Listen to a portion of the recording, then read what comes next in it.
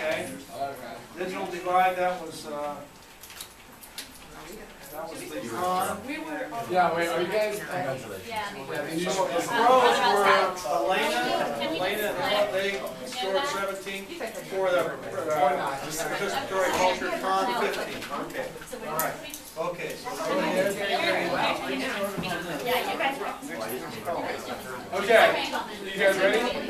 Yes. Okay. Before they start, can I ask you a question? Yeah, go Are ahead. they debating about the same thing that the last group debated Oh. about? That's the No, next. they're different. That's the next Yeah. You have benefits of social media in the classroom outweighing risks, Which was the same thing. yeah. So be sure and tell us. Yeah. Okay. Very similar. Got it. Okay. Okay, so we're gonna let the con team start this time. So, stare. go on and Laura. Yeah, that's not better. Go ahead. Well, we're the Huh. Okay, go ahead. or at least we. That's what our. I'm with you. Okay. Can we make like a joint opening statement? Sure. Okay. You want to go? Or you want me to go? Oh, well, you can go. You want to fill in? Okay. Oh, they're just Um, wasting time. Everybody wants to start here. Yeah, we're not. And you're done. Go Okay. ahead. Okay, so regarding the benefits of social networks in classrooms and whether they outweigh the distraction or risks, we argue that they should not be used in social networks should not be used in classrooms because there aren't enough checkpoints to structure their use, and primarily because of assessment pressures in order to satisfy teachers and administrators' concerns that students are learning and that their learning can be efficiently traced and analyzed.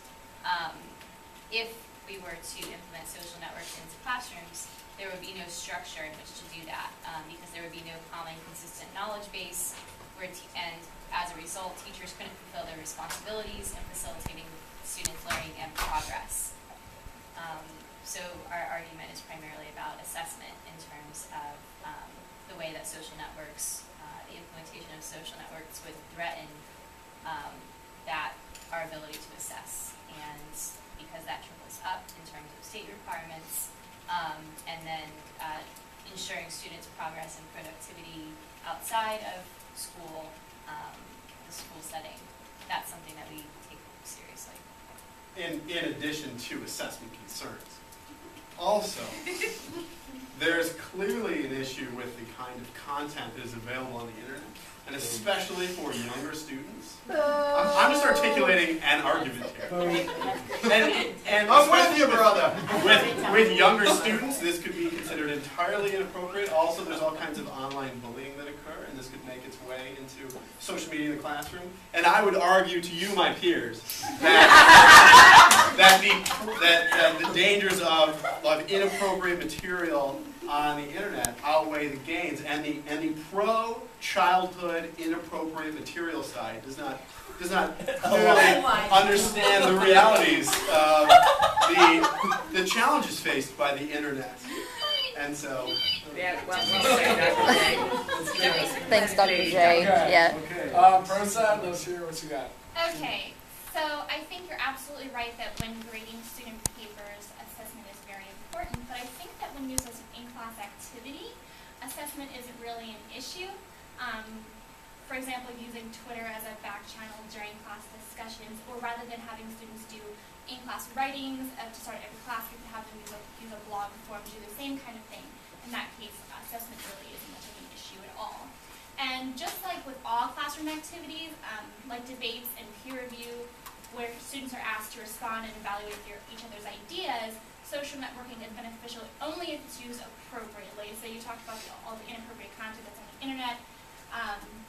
I don't really think that is applicable to the kinds of social media that we would use in the classroom, because we can just easily remedy that by having conversations with our students about how their words portray them, and we have these conversations anyway when we talk about things like style and tone, audience and purpose. This just gives us another form to talk about the concepts that we would be teaching anyway.